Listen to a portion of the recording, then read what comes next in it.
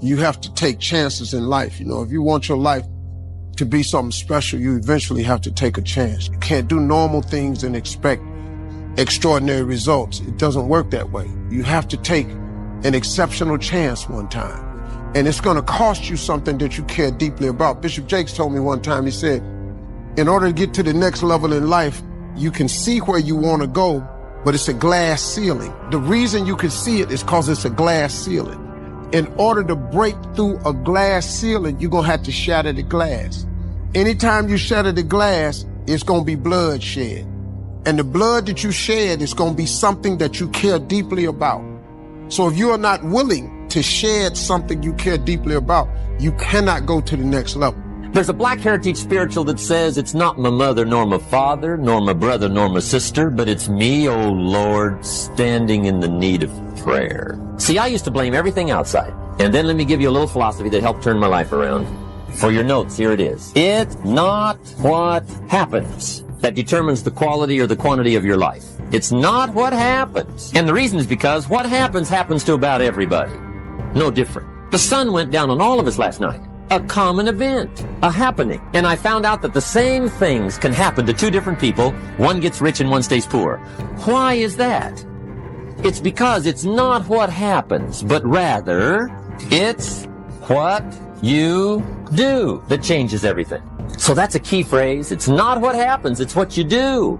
What happens is about the same. You might put that in parentheses here. Same. What people do, that's what's different. Anything can happen, right? Everything can happen. I've heard all the stories. I've been one of the stories. Hey, we could all tell stories all night long, right? Happenings. Anything can happen. Have you heard of Murphy's Laws? Anybody here heard of Murphy's Laws? Okay, most of you have.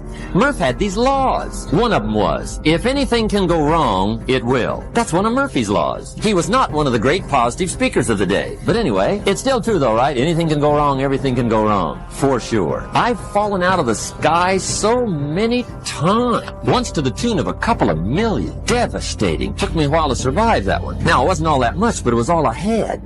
Right? I mean, that's when it's much, right? When it's all you got. If you got 3, 2 go, you got 1 left, you ain't looking that bad. But when it all goes. Has anybody been there when it all went? Anybody? Come on, the rest of you liars. Go ahead. Hey, we've all been there, right? When it all went. Of course, it used to be a long time ago, right? When you ran out of money, got to 0, you were all through. Heck, now you can whistle right on by 0, right? I mean, they will bury you. That's what they will do. But see, those are the happenings, right? Everything can happen. Anything can happen. But it's not the happenings. It's what you do about it. Somebody says, yeah, but you don't understand the disappointments I've had. Come on. Everybody's had their share.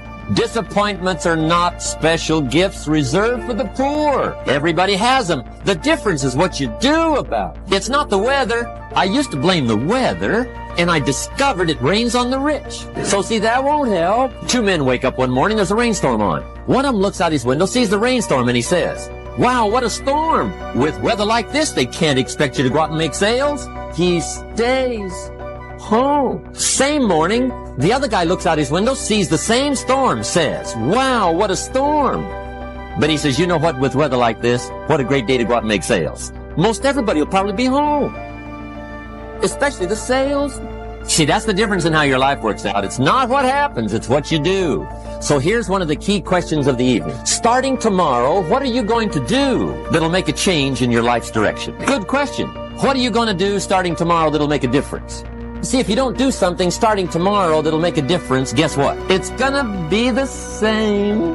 And see, that way you can guess what the next 5 years are gonna be like. Look at the last 5. Because the next 5 are gonna be like the last 5 unless you, major key, tomorrow, change it all. Or change a little. Or change something. Or don't change. It's choice time. You can do whatever you want.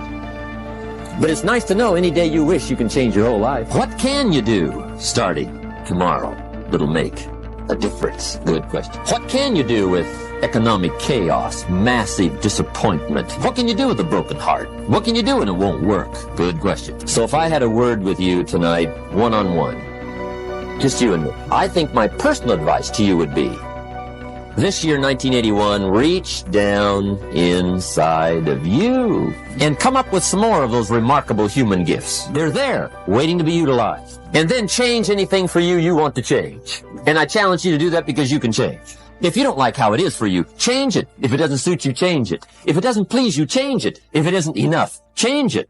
And I challenge you to do that because you can change. See, you don't ever have to be the same again after tonight, only by choice. If you don't like your present address, change it. You're not a tree.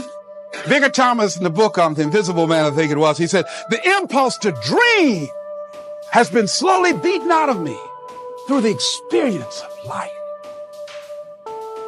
And most people, ladies and gentlemen, have stopped living their dreams because of the lessons they've learned from life or things they've picked up, because we've only been born with two fears. The fear of a loud sound and the fear of falling. All the other fears are fears we learn, fears we pick up. Whatever you're scared of, your life, the value you brought to the planet, far more important. Whatever you're afraid of, you're stronger. So as we begin to look toward the future and look at what will it take for us to break through those fears, one, acknowledging the fear, knowing it's all right, some fear is healthy. Beginning to know that your dreams, your passions, your drive to achieve whatever it is you want, as it has more power and meaning, it will move you past your fears. As you begin to feel that you deserve it, your passion and goal is so strong, the fears won't matter. As you begin to trust yourself and put yourself in the situation where you have to make it happen, you will make it happen. Ladies and gentlemen, I don't believe this. I know this from my own life experience. I know that you've got greatness within you. I know that you have unlimited potential in you. I know that you have something to give to the universe that was not here before you showed up. Somebody said that life is God's gift to us, and how we live our lives is our gift to God. What kind of gift are you giving? And what kind of gift could you give if fear wasn't an issue? I'm saying you can have fears, but don't surrender. Don't let your fears have you. You're more than capable of making this your decade. I think there is a wonderful metaphor for this that I have created in my life for how to make this work. And I think that Regis Philbin is the one who's responsible for it, all right? My buddy Regis.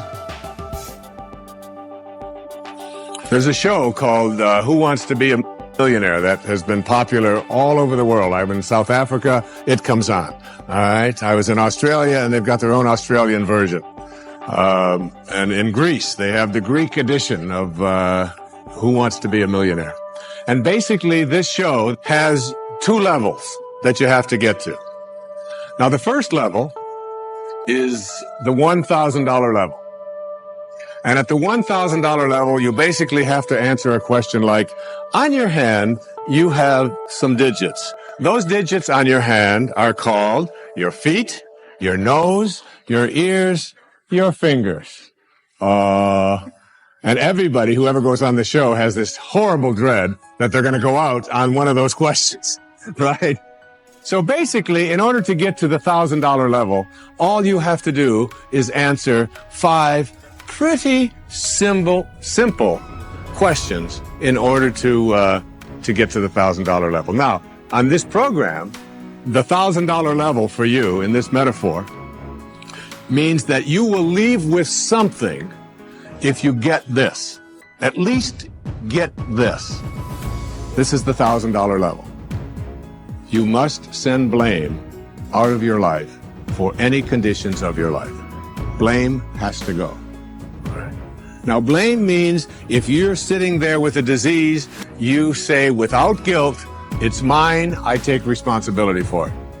This means that if you have been through any tough circumstances in your life, this means if you have a minimal amount of financial security in your life, this means if your children don't get along with you, This means that if your neighbors are taking up a petition to get you out of the neighborhood, whatever it might be that's going on in your life, you name it, and everybody across this great country and across this world has a series of these things that you're willing to say, I am here because of the choices that I have made right now. I'm willing to say that. Even though it's difficult, and we know it's really not your fault. We know really there's a lot of people out there who are really bad, all right? But you're willing to say no blame. That's the first level, all right? That's where you understand no justified resentment. And then on the Who Wants to Be a Millionaire show, there is what is called the $32,000 level. And the $32,000 level is not only an opportunity for you to walk away with a sizable amount of goodies, which you can walk away from tonight in this program, but it also is the door opener to multi-wealth. But you got to get to this in order to have an opportunity to move into these transcendent levels, all right? Millionaire spiritual status, all right? You got to get through these next 5 questions. And this $32,000 question, or level rather, comes to this. It came to me from a quotation that I used in the writing of a spiritual solution to every problem. I read a book that was written a couple of thousand years ago by Patanjali, the Yoga Sutras, the aphorisms of Patanjali. And one of those sutras, one of those aphorisms, observations that this brilliant man made almost 2,000 years ago, was this. He said, if you become steadfast in your abstentions of thoughts of harm directed towards others, all living creatures will cease to feel enmity in your presence. Now, this translates to blame, pretty basic. No more blame. I'm just not going to assign responsibility to other people for where I am, because now I have an opportunity to get rid of it. If I think someone else caused it, then I've got to wait for somebody else to change in order for me to get rid of it, and you might wait forever for that. But if I take responsibility for it, I can do something, including move on, which might be the most important thing to do. But at the higher level, when there are no justified resentments, what you are doing is what St. Francis did, Francesco. What you are doing is you are at a place where you are sending love in response to hate. You are literally saying, no matter what comes my way, I am going to be steadfast in my abstention of thoughts of harm directed toward others. I'm going to work hard at, no matter what comes my way, having it come out of me what I want to come out of me, and that is love, and that is a higher energy. And if you can get to that level, Patanjali said, all living creatures will cease to feel enmity in your presence. I have a little girl, a precious little girl. I have 6 precious girls and 2 precious sons, but I have a little girl who is almost 12, and she loves animals like no one I've ever met in my life. I mean, her whole life revolves around animals. And when we walk in the woods, butterflies avoid me, fly away from people around, and they come and they land right on her arm, and it happens all the time.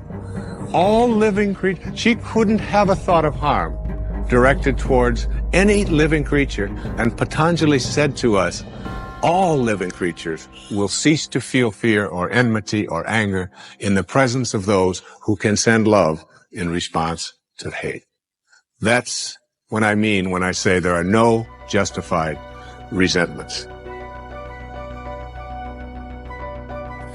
Everyone wants a miracle, but no one wants to be put in the crisis that requires a miracle.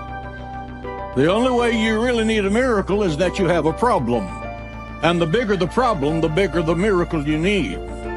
We like miracles, but not the problems that go with them. But sooner or later it's going to happen to you. The phone is going to ring, and your calm, tranquil, well-ordered life is instantly going to be in a raging storm. Sooner or later, you're going to face a crisis beyond your power to control. Our God is a God who wants to perform the miraculous in your life. There are times in our lives where we face something that it just seems like there's no way out. We could do all the math in our mind, and our mind will tell us there's nothing that can be done here. Maybe you're in a job and you know God wants to bless you, but you look at your situation, you think, well, God can't move here. My boss doesn't like me. I can't get along with the other people at work. There's such a ceiling in my environment. It's impossible for God to move in this situation. Other times we might say, well, my marriage, Pastor, it's just so bad. It's been so many years that it's been sliding in the wrong direction. I don't know that God could ever move our marriage into the position that he keeps talking about. How is God going to change these things in my life? Pastor, I've been attacked in my body for so long, and the diagnosis is that it's incurable. Nothing can be done here. I'm not sure that God could even move. I don't know what he would do. And our brain starts to opt us out of God's best in our lives. It says, well, the impossible things, I don't know that God still does that anymore. We begin to forget the things in our past where God did perform the miraculous. Can you think back to a time when God did something miraculous in your life that no one could explain? Something happened and you got a breakthrough when there seemed to be no way.